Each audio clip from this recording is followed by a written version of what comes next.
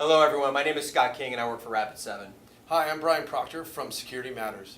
Today we're here to talk to you about how to manage F.U.D in ICS security. Have you ever received those emails from your executives reading the latest news articles asking what's our risk, what's our threat, and what are we doing about the latest vulnerability that they read about? I know I have as an asset owner, and today we really want to talk about strategies of when you receive those, what's the message that you can send back to those executives?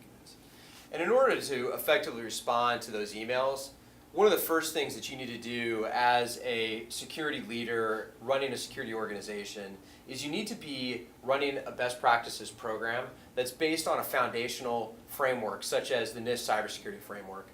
A framework like that gives you all the foundation that you need in order to effectively understand and manage the types of controls and the types of risks that exist within your ICS environment.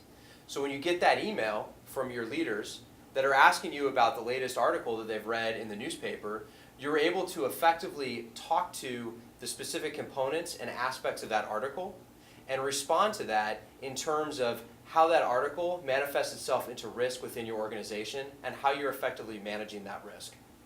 Right, and one of the first things about starting a framework, starting a program based upon a framework, is really starting with inventory. What do I have? What's out there?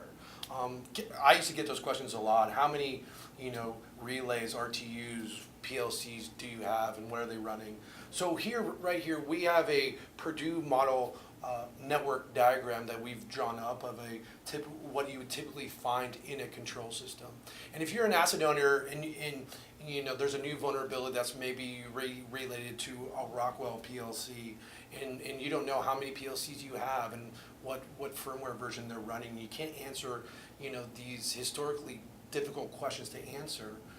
Really getting that inventory by whatever means possible, whether that's passively looking at the protocols or even doing physical site walks is also possible as well. But understanding the various assets in the various levels of your control system is very, very key, because once you understand what's out there, then you can understand how to protect those assets. If you cannot answer what do I have, what's out there, you need to go back and start with that to really establish your program.